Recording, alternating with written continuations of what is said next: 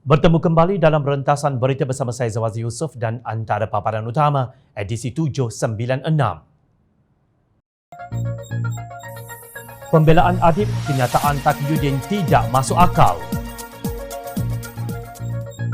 Judi, penunggang agama diam membisu. Tajuddin cuba pengaruhi keputusan prasarana.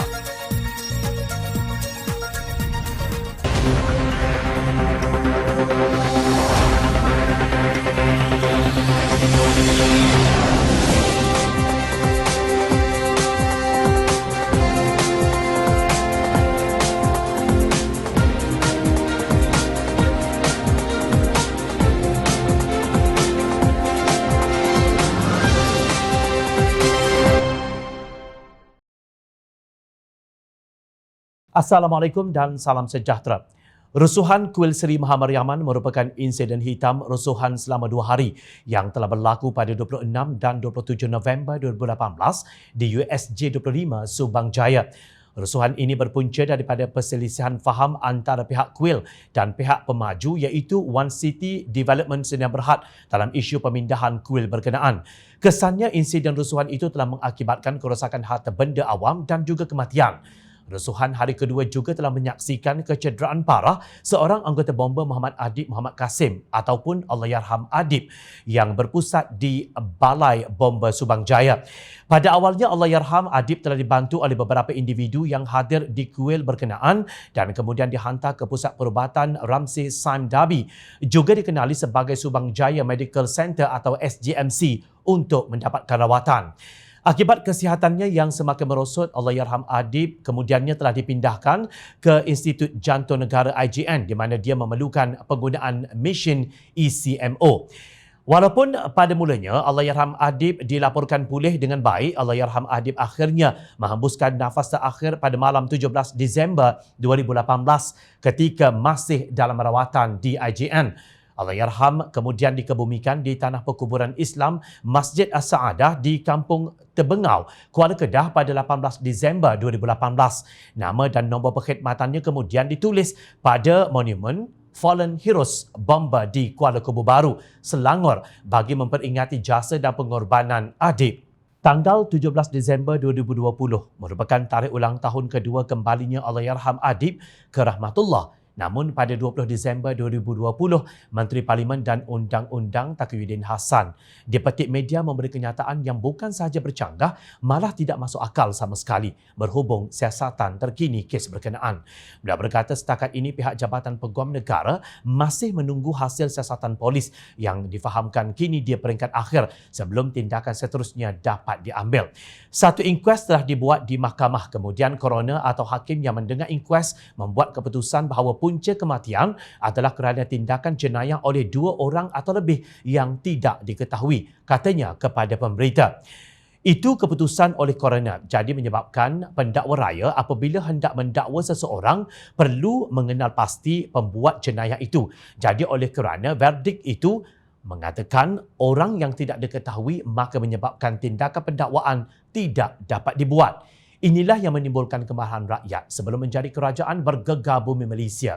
Dengan gesaan dan desakan gerombolan ini, kononnya mendesak kerajaan PH ketika itu bertindak segera mencari pembunuh Adib dan dijatuhkan hukuman segera. Pelbagai kenyataan yang dikeluarkan sehingga mengungkit isu perkauman dan kononnya Kerajaan Pakatan Harapan gagal dalam menangani kes berkenaan. Kononnya pembelaan untuk Adib ketika itulah. Sekarang apa cerita pula bro? Bila kuasa dah ada di tangan walaupun dengan cara rompakan di siang hari, apa yang kalian buat? Pelbagai alasan yang tidak masuk akal diberikan kepada rakyat sedangkan kalian tidak pernah ada sedikit pun rasa untuk membela kematian Adib. Sebenarnya, rasanya kalian semua sudah lupa isu ini sebab terlalu mewah dengan ghanimah dan habuan jawatan yang telah diterima. Peguam Kanan Hanif Katri menyarankan kepada Taqiyuddin Hassan untuk bersifat tegas dengan jujur dan ikhlas untuk memajukan permintaan agar Peguam Negara Idrus Harun akan dengan serta-merta mengeluarkan satu kenyataan rasmi yang lengkap dan menyeluruh berhubung isu siasatan kes kematian Allahyarham Adib. Ini memandangkan sudah lebih 2 tahun berlalu sejak kematian Adib pada 17 Disember 2018 dan sudah lebih 1 tahun 3 bulan berlalu sejak keputusan Mahkamah Inkuas pada 27 September 2019. Namun kesemua pihak yang terbabit sama ada Kementerian Dalam Negeri, pihak Polis Diraja Malaysia dan pihak Pejabat Peguam Negara masih belum memuktamadkan isu ini. Namun kata beliau sekiranya dan pada hakikatnya pihak polis dalam siasatan mereka sememangnya tidak dapat kena pasti identiti mana-mana individu yang menyebabkan perbuatan jenayah yang mengakibatkan kematian Allahyarham Adib itu, maka saya juga sarankan agar Taqiyuddin Hassan, Peguam Negara Idrus Harun dan Ketua Polis Negara Abdul Hamid Bado serta Menteri Dalam Negeri Hamzah Zainuddin kesemuanya beranikan diri untuk memberi penjelasan yang lengkap dan telus. Ini kerana rakyat dan keluarga Adib akan dapat menerima jawapan yang betul dan benar jika pada hakikatnya ia adalah dijelaskan dengan telus dan ikhlas dan bukannya sekadar melepaskan batuk di tangga agar keyakinan semua kepada pematuhan prinsip kedaulatan undang-undang dapat kembali dipulihkan. Pemuda Parti Amanah Negara membidas PAS yang terus membisu dalam isu kekerapan cabutan khas nombor ramalan yang ditambah pada tahun 2021 setelah menjadi sebahagian daripada Kerajaan Perikatan Nasional hari ini. Naib Ketua Pemuda Amanah Nasional Muhammad Khairul Muhammad Ali berkata PAS sebelum ini siang dan malam membuat pelbagai propaganda bahawa Pakatan Harapan membiarkan aktiviti judi berleluasa sedangkan Pakatan Harapan mengambil langkah sebaliknya. Kerajaan Perikatan Nasional secara senyap-senyap didakwa telah meningkatkan kekerapan cabutan khas nombor ramalan 4 digit daripada 8 kali setahun pada tahun ini kepada 22 kali pada tahun hadapan. Berbeza sewaktu Pakatan Harapan setelah menjadi kerajaan telah mengurangkan kekerapan cabutan khas nombor ramalan 4 digit sebanyak 2 kali iaitu pada tahun 2018 dikurangkan daripada 22 kepada 11 sahaja dan sekali lagi pada tahun 2020 daripada 11 kepada 8 kali cabutan setahun.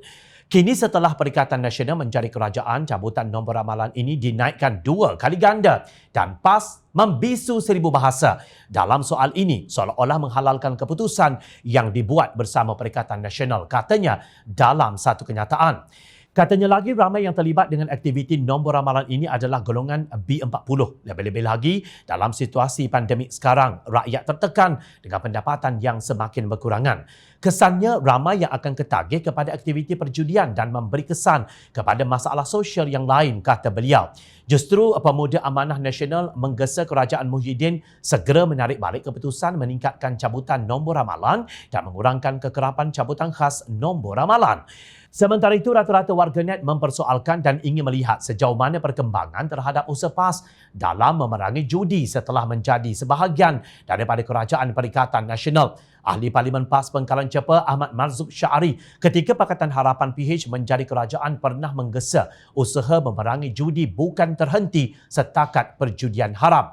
Beliau dalam kenyataan pada 18 Jun 2019 berkata usaha tersebut bahkan termasuk diharamkan judi yang dihalalkan oleh kerajaan, khasnya Kasino Genting, Magnum, Sport Toto dan lain-lain. Reaksi Wakil Rakyat PAS berusia 45 tahun itu susulan usaha dan amaran yang dikeluarkan oleh Ketua Polis Negara Datuk Seri Abdul Hamid Bado dalam memerangi judi haram. Kenyataan beliau Abdul Hamid sepatutnya menjadi komitmen semua Menteri Kabinet, khasnya Menteri Agama dan Menteri Dalam Negeri katanya. Ahmad Marzuq juga tahun lalu menegaskan cara pihak yang dapat menyangkal kedudukan PAS yang telah lama mempelopori usaha memerangi judi di negara ini. Ini terbukti dengan kepimpinan arwah Tuan Guru Nik Aziz selaku Menteri Besar Kelantan yang terus mengharamkan premis judi halal di Kelantan sebaik saja PAS memenangi pilihan raya umum negeri Kelantan pada tahun 1990.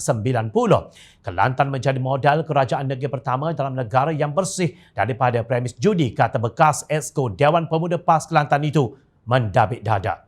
Untuk makluman, Ahmad Marzuq kini timbalan Menteri di Jabatan Perdana Menteri Hal Ehwal Agama dalam Kerajaan Tebuk Ahtap. Tentu ramai yang tidak mengetahui siapa beliau.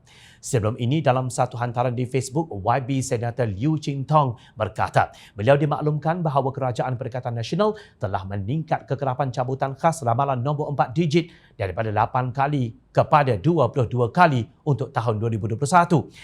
Bekas Timbalan Menteri Pertahanan itu berkata daripada 22 kali pada tahun 2018 yang ditetapkan oleh Kerajaan Barisan Nasional, Kerajaan Pakatan Harapan telah mengurangkan kepada 11 pada tahun 2019 dan kekerapan cabutan khas terus dikurangkan lagi pada tahun 2020 kepada 8 kali sahaja setahun. Malangnya, Kerajaan Perikatan Nasional kini menambah kembali jumlah cabutan khas kepada tahap zaman Barisan Nasional. Beliau turut menyarankan agar kerajaan ikut langkah kerajaan PH dahulu dan kurangkan kekerapan cabutan khas ramalan nombor 4 digit. Apa pula kata anda dengan tindakan kerajaan Melayu Islam yang selama ini melaungkan Islam terancam dan mengadakan langkah syaratan kononnya untuk menyelamatkan Malaysia? Jawapan ada pada anda yang bijaksana lagi rasional. Jangan sesekali meletakkan agama di telapak kaki demi kuasa dan sokongan pemimpin yang kita sanjung. Muktamad, jadilah rakyat yang berprinsip.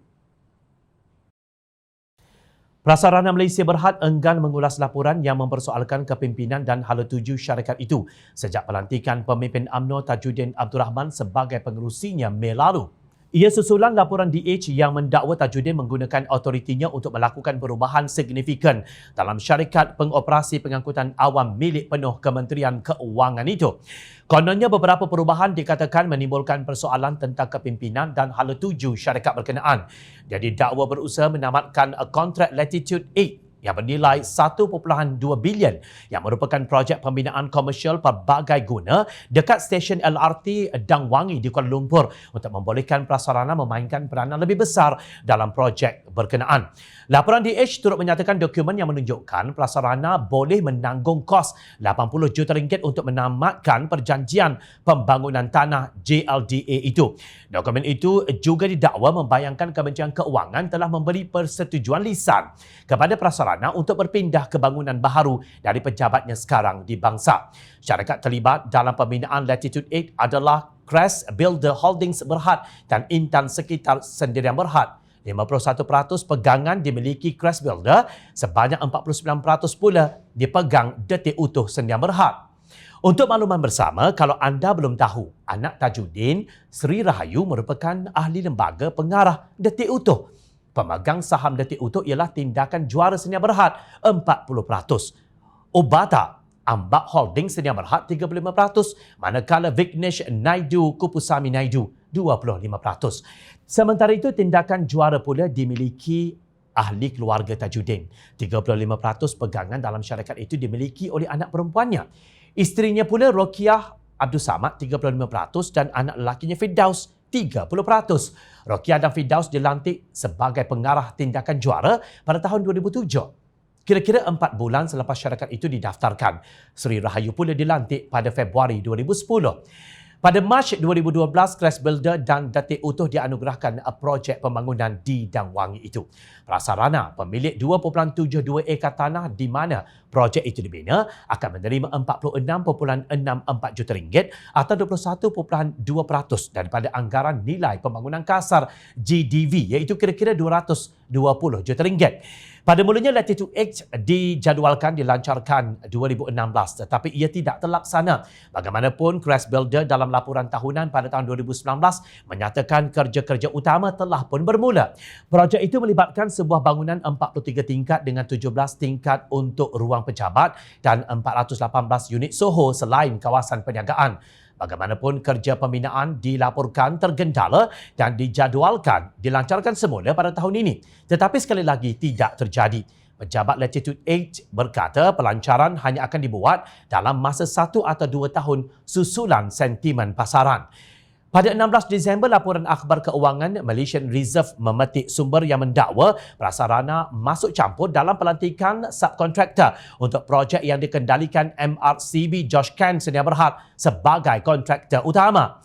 Syarikat itu enggan akur kepada permintaan prasarana untuk diberi lebih suara. Menurut laporan, ia menyebabkan prasarana menyukarkan proses pembayaran kepada MRCB Josh Kent.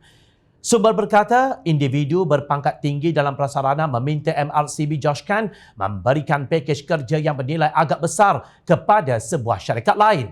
Dakwanya lagi, syarikat itu mempunyai kaitan politik dengan seorang tokoh kanan prasarana, maka menimbulkan isu konflik kepentingan.